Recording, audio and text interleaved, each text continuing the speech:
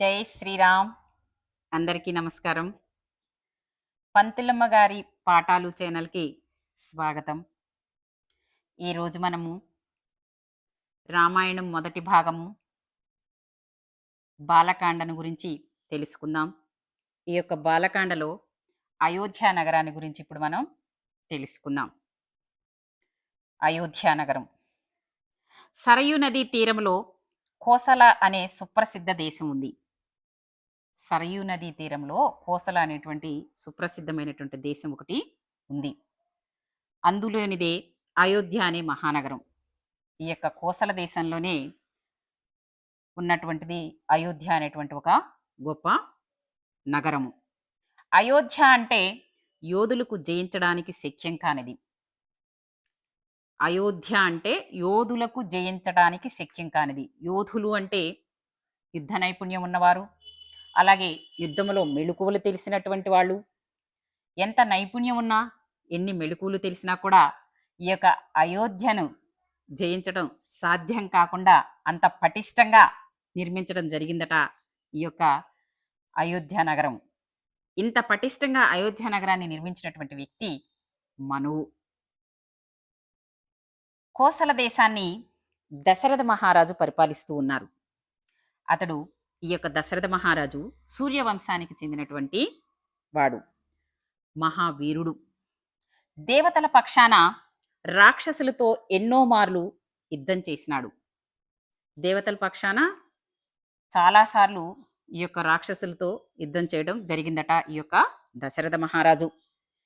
ఈ యొక్క దశరథ మహారాజు ధర్మపరాయణుడు. ఎప్పుడు కూడా ధర్మాన్ని వీడడు, అధర్మంగా ప్రవర్తించడు. ప్రజలను కన్న బిడ్డల వలె చూసుకునేవాడు. ఇంకా ప్రజలను ఎలా చూసుకుంటున్నాడు? కన్న బిడ్డల వలె, కంటికి రెప్పలాగా చూసుకుంటూ ఉన్నాడు. వశిష్ఠ వామదేవులు అతని ప్రధాన పురోహితులు. ఈ యొక్క దశరథ మహారాజుకి వశిష్ఠులు, వామదేవులు ప్రధానమైనటువంటి పురోహితులు. ఈ యొక్క దశరథ మహారాజు కొలువులో సుమంత్రుడు మొదలుగా గల 8 మంది మంత్రులు ఉండేవాళ్ళు. 8 మంది మంత్రులు ఉండేవాళ్ళు. వాళ్ళలో సుమంతుడు ప్రధానుడు అన్నమాట. ఇతను దశరథ మహారాజుకి రథసారథి కూడా ఈ యొక్క సుమంతుడు. ఇతని పాలనలో అంటే దశరథ మహారాజు యొక్క పాలనలో కోసల దేశము భోగభాగ్యాలతో విలసిల్లింది. ఇంకా ప్రజలు ధర్మవర్తనులుగా సుఖ సంతోషాలతో ఉన్నారు. ఈ యొక్క దశరథ మహారాజు కోసల దేశాన్ని పరిపాలిస్తూ ఉన్నటువంటి సమయంలో ఆ యొక్క కోసల దేశంలోని ప్రజలు భోగభాగ్యాలతో ధర్మవర్తనులుగా ఉన్నారట. ఇంకా ఈ దేశము ఎంతో సుభిక్షంగా ఉందేట. అతివృష్టి అనావృష్టి అవేమీ లేకుండా ఎంతో భోగభాగ్యాలతో విలసిల్లుతూ ఉంది. ప్రజలందరూ కూడా ధర్మవర్తనులుగా ఉన్నారు. రాజు ధర్మపరాయణుడైతే ప్రజలు కూడా ధర్మవర్తనులుగానే ఉంటారు. అంటే దీన్ని బట్టి మనకేం తెలుస్తుంది అంటే, యథా రాజా తదా ప్రజ, రాజు ఎలా ఉంటే ప్రజలు అలా ఉంటారు అనేటువంటి విషయం మనకి ఇక్కడ తేట తెల్లమవుతుంది. మనం ఇప్పుడు దశరథ మహారాజుకి ఆ పేరు ఎలా వచ్చిందో తెలుసుకుందాం. దశరథ మహారాజుకి ఆ పేరు ఎందుకు వచ్చింది అంటే, దశరథ మహారాజు దశ దిక్కుల నుండి ఒకేసారి యుద్ధం చేసేటటువంటి నైపుణ్యం ఉన్నటువంటి వ్యక్తి. 1 షాట్ 2 బర్డ్స్ అన్నట్లుగా ఎట్ ఏ టైం 10 దిక్కుల నుంచి ఒకేసారి యుద్ధం చేసేటటువంటి వ్యక్తి. ఈ 10 దిక్కులు ఏమిటి అంటే తూర్పు, పడమర, ఉత్తరం, దక్షిణం, ఆగ్నేయం, ఈశాన్యం, నైరుతి, వాయువ్యం, ఆకాశము, భూమి. ఈ యొక్క 10 దిక్కుల నుంచి ఒకేసారి యుద్ధం చేసేటటువంటి నైపుణ్యం ఉన్నటువంటి వ్యక్తి కాబట్టి దశరథునికి దశరథుడు అనేటువంటి పేరు రావడం జరిగింది. ఎన్ని ఉన్నా సంతానం లేదన్న చింత దశరథుడిని కొంగతీసింది. అన్నీ ఉన్నాయి, రాజ్యం ఉంది, రాజ్యం సుభిక్షంగా ఉంది, రాజ్యంలో ప్రజలంతా ధర్మవర్తనులుగా ఉన్నారు, రాణులున్నారు, అన్నీ ఉన్నా కూడా ఒక బాధ అతని మనసుని వీడటం లేదట. అది ఏమిటి అంటే సంతాన ప్రాప్తి, అంటే సంతానం లేదనేటువంటి బాధ అతన్ని కుంగదీస్తూ ఉంది, బాధ పెడుతూ ఉంది. సంతాన ప్రాప్తి కోసం అశ్వమేధ యాగం చేయాలన్న ఆలోచన కలిగింది. అయితే ఈ సంతానాన్ని పొందటం కోసం అశ్వమేధ యాగం చేస్తే బాగుంటుంది అనేటువంటి ఆలోచన తన మనసుకు రావడం జరిగిందట. వెంటనే పురోహితులని అలాగే గురువులతో సమావేశం అవ్వడం జరిగింది. తన మనసులోకి అశ్వమేధ యాగం చేయాలి అనే కోరిక ఎప్పుడైతే వచ్చిందో, వెంటనే అక్కడ ఉన్నటువంటి పురోహితుల్ని, అలాగే ఇంకా గురువుల్ని పిలిచి వారితో సమావేశం ఏర్పాటు చేశాడు.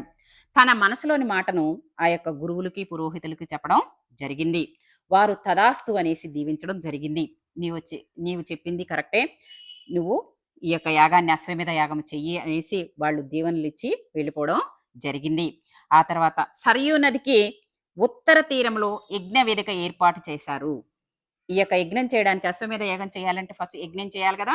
ఆ యజ్ఞ వేదికను సరయూ నది తీరంలో ఉత్తర భాగాన ఏర్పాటు చేయడం జరిగిందట.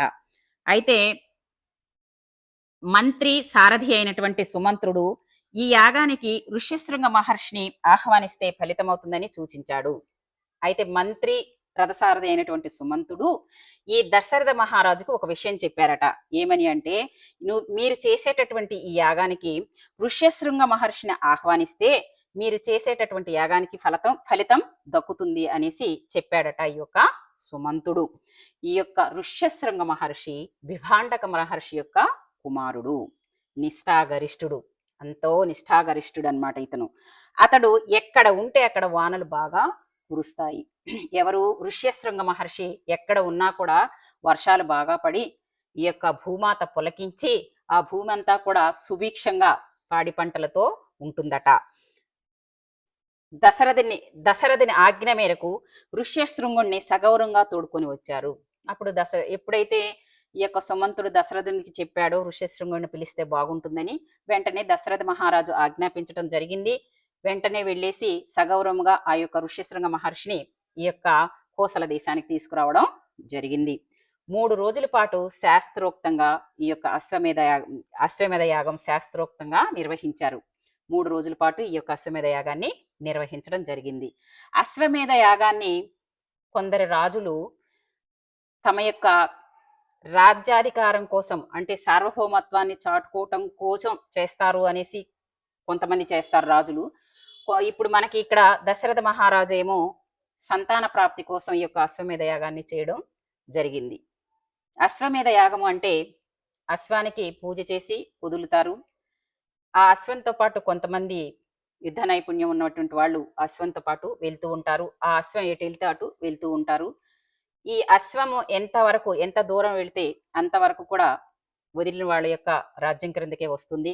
ఎవరైనా అశ్వాన్ని బంధిస్తే వాళ్ళతోటి ఈ అశ్వాన్ని వదిలిన వాళ్ళు యుద్ధం చేస్తారు.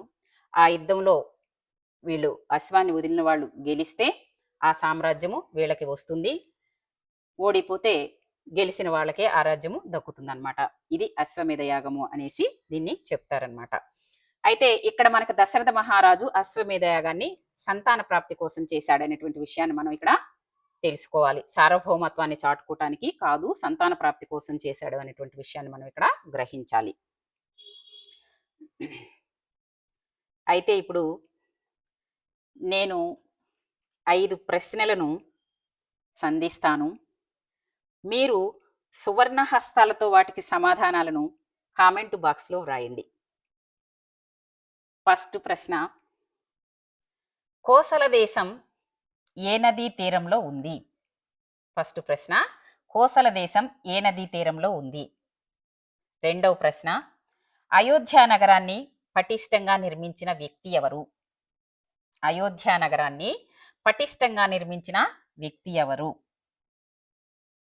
దశరథ మహారాజు కొలువులో ప్రధానమైన మంత్రి ఎవరు?